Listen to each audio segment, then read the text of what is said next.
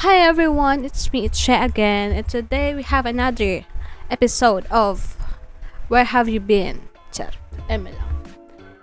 Wait, bakit may masilaw? Anyway, so today we're going to react to Beanie. It's been a while. I know it's been a while because, wow, English. Hindi. Kaya ako nawala kasi meron tayong pinagkabisihan sa bahay. Magkakaroon tayo ng major changes again. So, makikita nyo, nasa sahig ako kasi supposedly, mag-aayos sana ako ng gamit ko. Aayusin ko sana to, aalisin ko yung mga gamit, papalitan ko ng kung ano. But then again, dahil nakabihis na ako, nakaposturo tayo, galing tayo sa simbahan, eto na.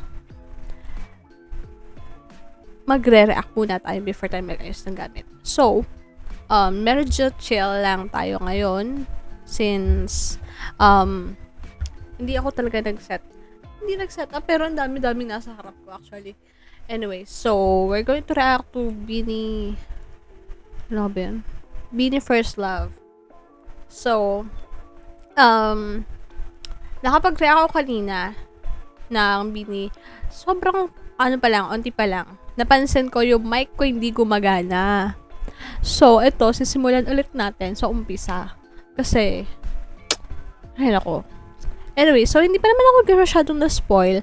Although, alam ko na, sinabi ko sa inyo, walang sound yung mic ko kanina na alam ko nandito si Esther at si Atik lang. Tama ba?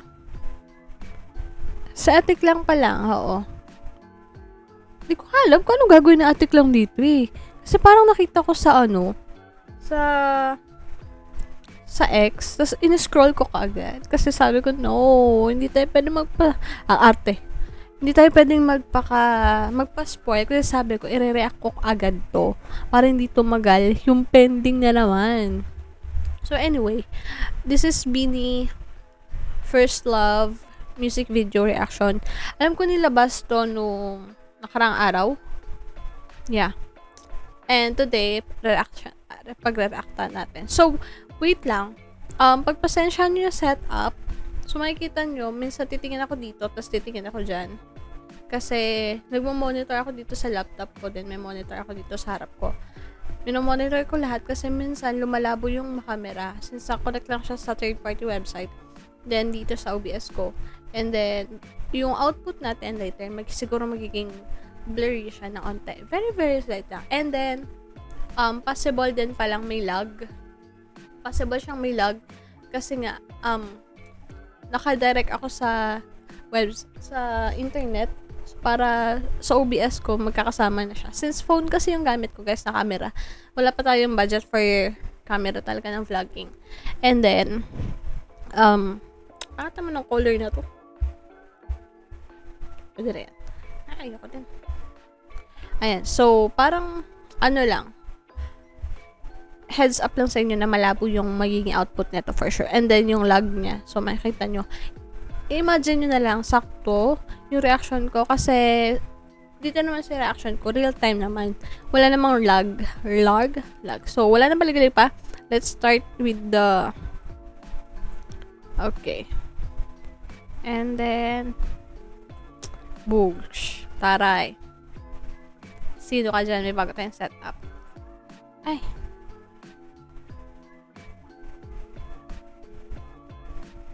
Okay. So, nagkamali ako ng pindot. Ito dapat. Ayusin ko lang sarili ko. Okay. So, let's start. Diba? Hanggang dito na sana ako, oh. Kita nyo. Kaso, biglang nakita ko walang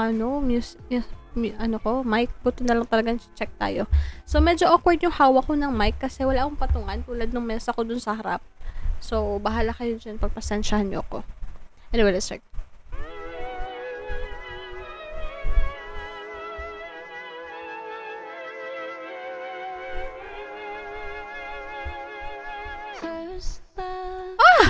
Ang ganda ni Gwen. Okay, so nakita ko, lag talaga siya. Lag talaga yung output ko, guys. Dito tayo. Ang ganda na yung mga lines.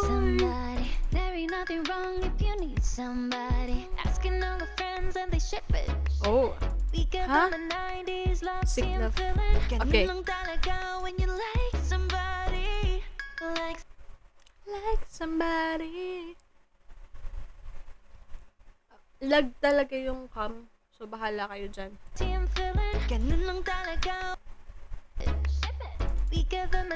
love in any form. First, tama. In every form pala. Self-love, familial love, romantic love, and friendship. Ano yun? Loveless. Oh, ito na sa sneer.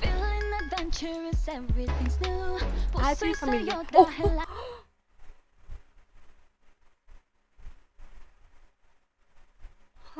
Dito si Trina. Ate Trina. Okay. Nandito din siya. Ang ganda ng tingin niya. Masyadong in love ka naman kay Ate Klang. Ay, ito pala yung mic ko. Pasensya na.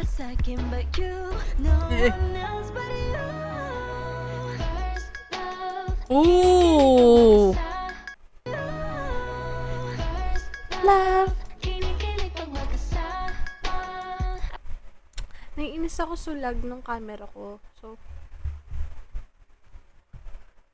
ang lag. Pagpasensya nyo na, guys. Wait, yung ginawa ni Maloy kanina na gano'n. Ay, ni Maloy. Ni Colette, nung gano'n. Parang arrow, no? Hindi, parang arrow talaga siya. Ooh. Atik lang! Ang ganda ni Gwen.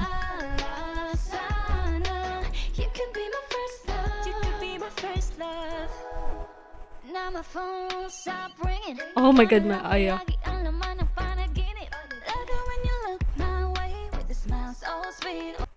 Ang OA naman nung lag nung aking sobrang lag. Tapos na yung pause ko, pero lag pa din yung mo na nga. Oh, I sneer.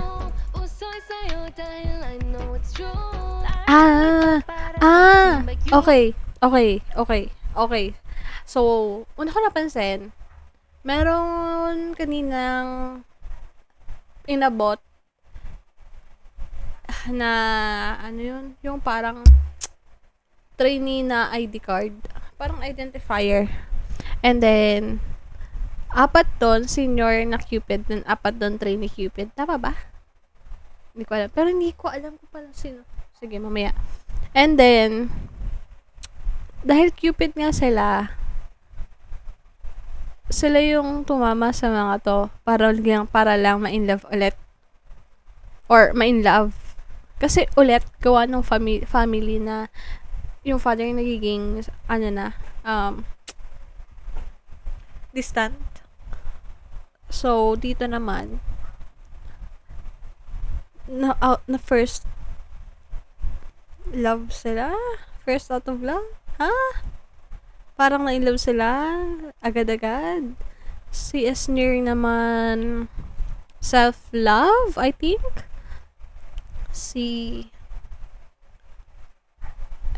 I'm not sure. Ito, friendship siguro to. Mga lalaki.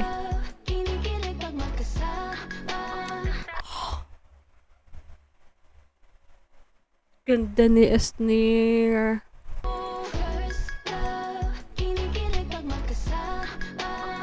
Diba? Sabi ko sa iyo Ganda ni Esnir. Sino ko dyan? Bini Aya. Pak! Go! O, diba? Ito nga yung familial love. Ganda ng akoryo,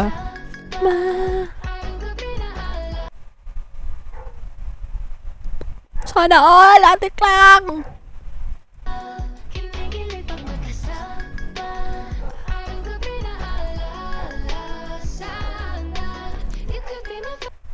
Parang ngayon lang ako nakakita ng GL sa music videos. Pipa pa. I think. Or, meron na, hindi ko lang napanood. Not sure. Bago ba artist to? Or nasa group sila? Kasi parang baby pa itong nasa gitna eh. Ang ganda ni Anwas ni. Oh my god, Kale. Ah! Parang si Gwen talaga bias ko dito.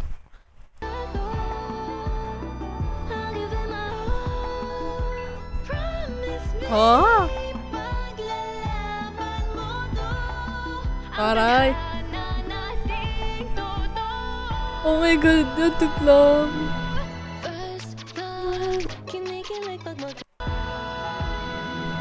Mika.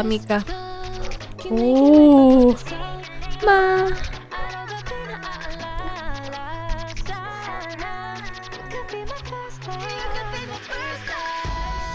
Oh. Ha, ma.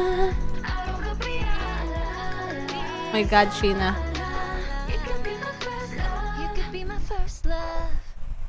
Wow! My god. Ganda ni Aya doon. Oh, nasa paint sila. Ako dyan. Oh, sorry. Nagulat ako. sorry. Hindi ko na-expect. Sorry, guys. Oh. Very old din naman ng Flames. Very bago Si Colette ba to? Hindi. Si Maloy. Ulit. Kasi feeling ko nakukuha. Okay. Hindi ko to nakatch kanina. Iba yung start nila din, yung iba yung ending paint nila. Galing. Ganda ni Gwen talaga. I must say, ang ganda ng music. Hindi siya yung tulad nung Pantropico and Blink Twice. Cherry on Top din ba? Na medyo may loud na onte. Kasi summer vibes nga. Medyo may instrument kasi yon. Ito naman, medyo mas vocals yung mas naririnig ko. Kasi dun sa mga ibang although naririnig ko din sila, pero kasi parang nakadala din yung instruments dun. Taray, may ganun comment. Isa pa, super catchy neto for me kasi hindi siya yung tulad nung naunang Pantropico, Cherry on Top, Blink Twice na sobrang bilis and medyo ulit-ulit din, repetitive yung title name para alam mo parang dahil doon mas nagiging catchy. Ito for me arte no kamay for me nagiging catchy siya kasi siguro mas nakaka-relate and ang ganda nung storyline. So parang ngayon alam ko na nga parang nakukuha ko na yung melody ng song as a first time listener sa music video.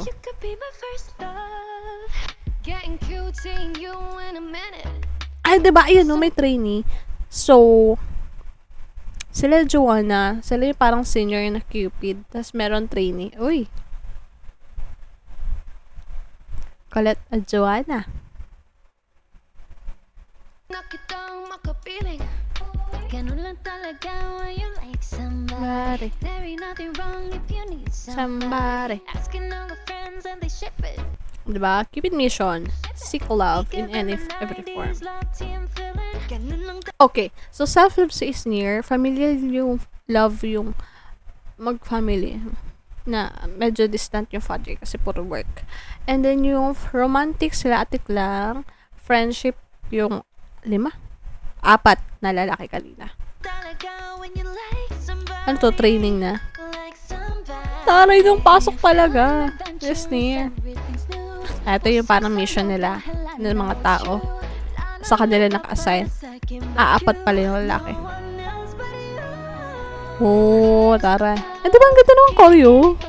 Sama.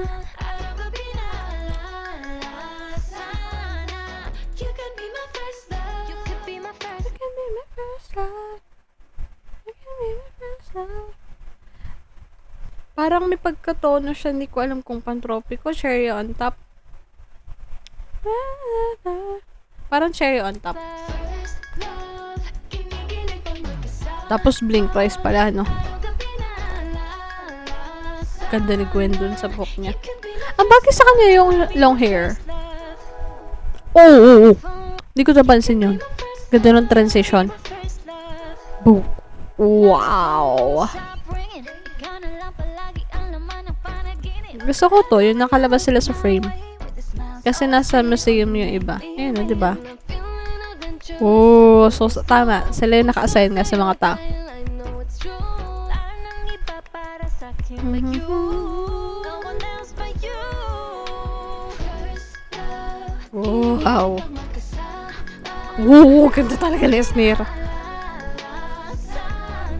Ganda ni Maloy. You could be my first love. First love. Kinikilig pag magkasama. Sama. Ang gabi na alala sana. You could be my first love. You could be my first love. Only once your first love. Ganda ni Esnir. To just enjoy the flow. Basta di ka sasalo. I'll give it my all. Promise me, paglalaban mo to. Ang tadhana nating totoo. First love, kinikilig pag magkasama. Araw gabi na aalala sana. You could be my first love. You could be my first love. Lip serum. Araw gabi na aalala. Yun lang, hindi ko alam doon sa Wings. Dahil bakipid sila. Parang, Be my first love. ganda talaga nito. Wow. Di ba? Iba naman yung ending nila. I mean, yung ending paint. Oh! It's good. Anyway. Ano masabi ko? Rate ko sa music. 10 out of 10. Love. Joke. Mga 100 na. Kasi, mas catchy to for me. Sa soft na parang chill song nila. Kasi, di ba, meron sila nung string. Although, gusto din yung string. Ang dami nilang magagandang song. Kung irarang ko to, hindi ko alam. Pwede bantay. Ang OA talaga. Anyway, yeah, dahil, ulit-ulit, pero super ang bilis niyang sa uluhin. Tignan mo, 2 times pa lang natin siya pinapanood. Pero parang ang bilis ko siyang masundan. Yun ang gusto ko kasi. Parang hindi ko siya kailangang paulit-ulit na pakinggan para lang masaulo ko. Kasi for me, pag nasaulo ko na siya ng once, twice, papatutugin ko na talaga siya everyday. Like, kasi syempre may LSS ka. Pero, depende pa rin siguro sa mood ko. Kasi kahit yung ibang song nila, noong una hindi ko, yung dinidiscover pa lang namin yung Beanie.